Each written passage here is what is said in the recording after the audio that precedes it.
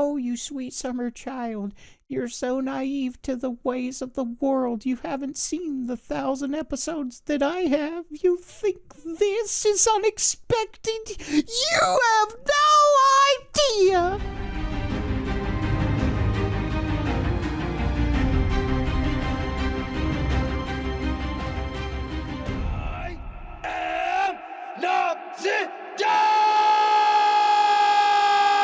Hey everyone, how's it going? Noxidar here, and welcome to the next reaction in the One Piece anime, episode 51. Sanji has just been called out in a crowd by someone who has history with him. And if there's one thing I know about Loguetown so far, this is the place where history of all manner comes to meet, and events from the past, the present, and the future seem to play out. We'll see what this one's all about. Without any further ado, let's get right to our reaction. Oh wow, that's fancy. Oh, that's a cool hairstyle, I'm not gonna lie. Oh. Carmen.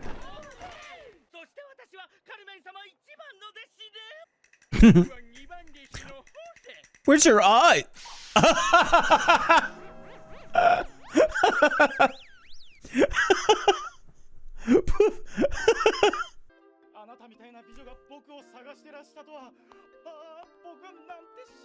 Yeah, this tracks for Sanji, doesn't it? Oh, you got the frying pan there. I mean, Sanji's right. What passion! Wow. What's this? Oh, Zeph.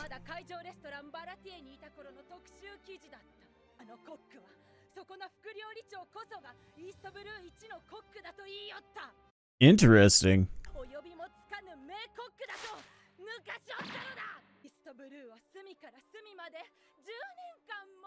She must not be very good at finding.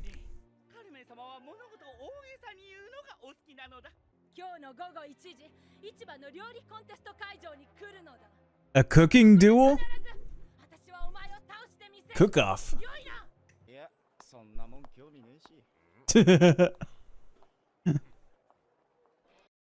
Alright, so now the question is, how does he get involved in this then?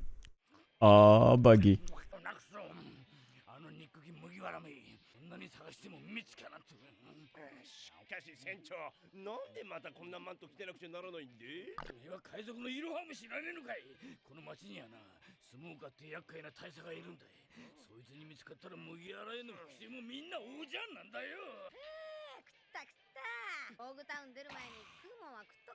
Wait, they're in the same restaurant.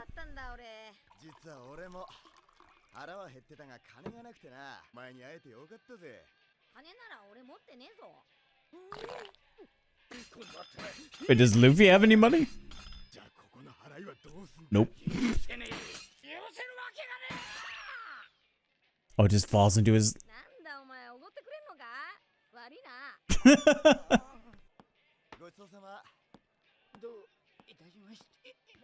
Does he not know that's... I was gonna say...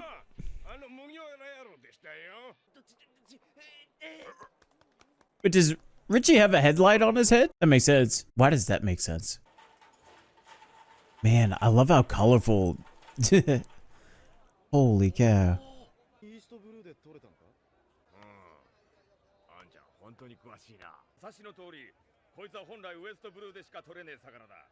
Oh, interesting.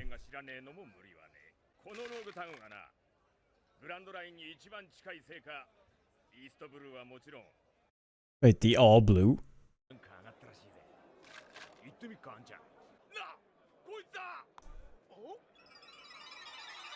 Holy cow.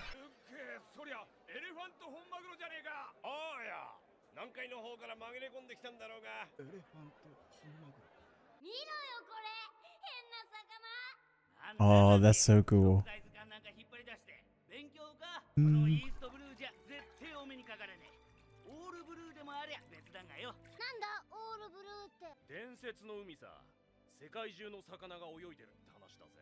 Wow, that is one wild looking fish.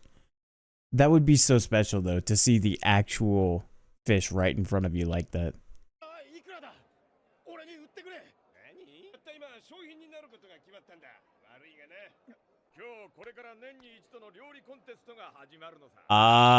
Okay. Well, Carmen be damned, we're going after a tuna.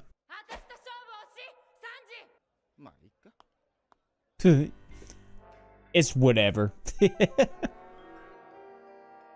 I don't think I like fish enough to want to go into a championship, but if it did mean that I'd be able to prepare something that I like learned about for years and people spoke so highly of, you know, that just that coveted aspect. Yeah, I could see myself doing that. That's so cool. Like, as soon as Sanji said, nah, he's not interested in that sort of thing, I'm like, okay, how are they going to ensnare him? How are they going to pull him back in? There's this really just amazing mix of emotions that move from, like, you know, sentimental and at the same time exciting, which you don't often see a mix like that in storytelling. It's usually like sentimental usually comes with, like, you know, a moment of fleeting happiness or something like that. So to take a sentimental moment and then go ahead and put this exciting like spin on it where you're like, okay, well, now we know where we'd been, let's see where we're going as a result of this.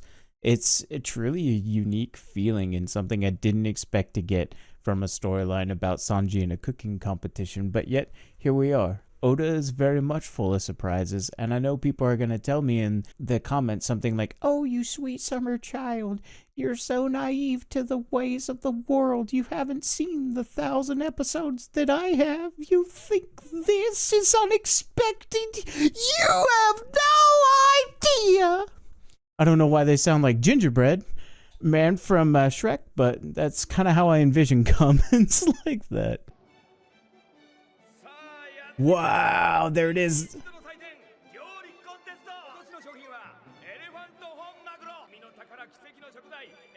Miracle food. I wonder why they consider it miracle food. Maybe just the taste is that good. It restores your soul. Wow, I really feel like this episode, more than all the other ones, is just so colorful.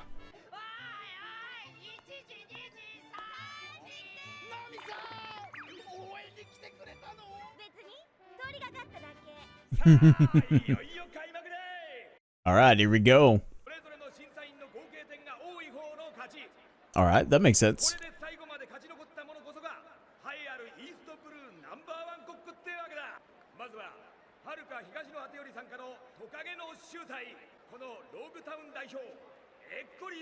That name is dangerously close to E. coli.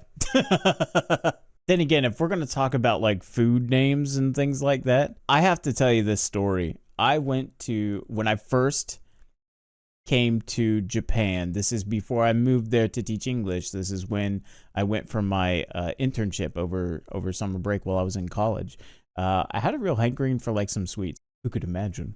And so I went inside the marketplace and I was looking for like some sweets, although I think I was looking for cookies, specifically cookies. I'm like, dude, I'm like a cookie monster, and I see like the usual suspects. I see like Oreos and some other ones that I recognized. I wanted to try something distinctly like a Japanese brand, or at least what I assumed was a Japanese brand. And so I found these two cookies side by side, and I just laughed out loud for like a solid minute in the aisle. People probably thought I was insane. One was a home-styled chocolate chip cookie, and they were called, I kid you not, homely cookies. Right next to them, again, I kid you not, were these melon-flavored wafer cookies, and they were called Melancholy. And I sat there and I'm just like, what am I in the mood for today? Ugly cookies or sad cookies? And so seeing someone named E. coli doesn't faze me at all. I believe there was also a brand of like these cream-filled like wafer sweets in a box. And I'm I believe it was called Cream Colon. There's all sorts of things that just made me scratch my head. So this is definitely in keeping with that insane tradition. I love it. Oh, wow. Okay, we're getting the play-by-play. That's nice. We're fast-tracking this thing. It almost seems like it's setting the stage for a final showdown. I wonder who could it be? Here we go. This one's for all the marbles or big fish. I have to remember to look up from the subtitles because I almost missed that. I'm glad I didn't. Dude, I love that psychotic laughter. That's so funny. There it is again. That minimalist sound to really bring heavy emphasis and draw your attention back in. Yeah, call him out.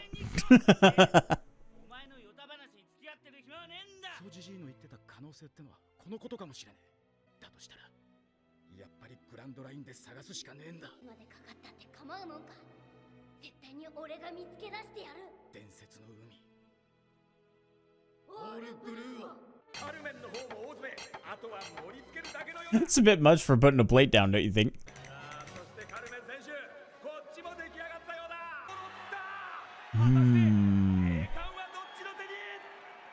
I don't know, they both look pretty good.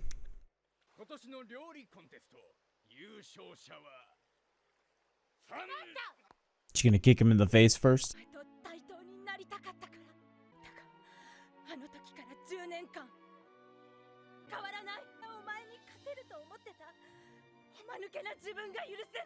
Oh, wow.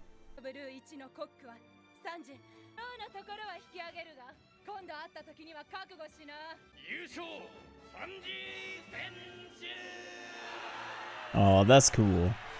So Usopp, Sanji, even Luffy is gonna have their moment, and Zoro. Oh yeah, she is really good at gauging the weather. She told Buggy's pirates that they were basically gonna enter a small squall, and they did. Oh no.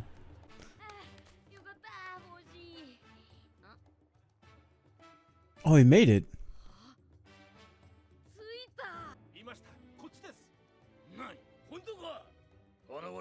Yo, a storm's coming now. Oh man, this is so cool. I'm loving this build up.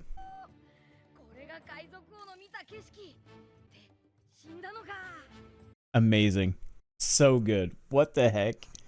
Oh my gosh. All right, let me try to gather my thoughts here. I talked about it kind of at length there in the middle of the episode though, just about how the use of the mix of emotions in a lot of ways really kind of brings a lot of depth to these characters, but not just the characters, but also, again, I hit on this, like the history, the world building. And here we have Sanji, who is put into a situation where he's able to apply everything that he's learned, but he's also able to reinforce everything that he believes, which is equally just as important for pushing his character and his character development along. Now, what I thought was especially amazing, especially over the last couple of episodes, in particular with Usopp and now Sanji, is the showcase of their abilities outside of combat theater. And so it's really refreshing to have a show where they can hold their own. Well,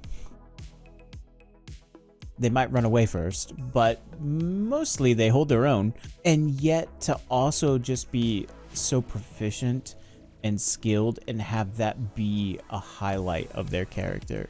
That is also one of the defining aspects of their character, not just a good fighter, but a good cook, a good sniper, encourager, and yet at the same time to be so motivated to relentlessly chase your dreams, that even the people around you that have tried to be to your level still see that you're still on the rising way to the top, and that they've got to take a step back and evaluate before they themselves can even move forward. It's really interesting. This really feels like a show about moving forward. Might be mistaken when you think that, well, isn't that necessarily the goal of all stories, is to move forward? It's rare to see a story where heroes and villains and even anti-heroes, just every character involved, whether big or small, even just the shopkeeper relinquishing the blade that was almost invaluable to Zoro,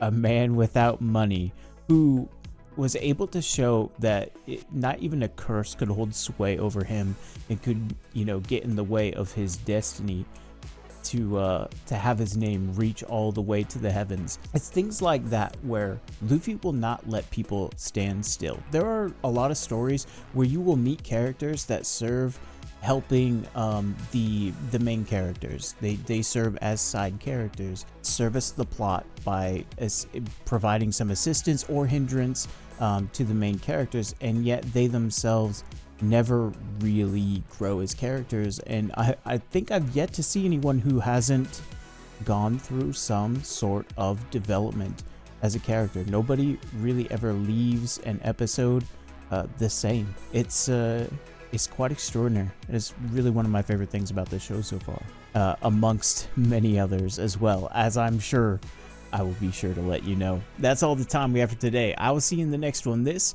is Noxidar out. We'll see ya.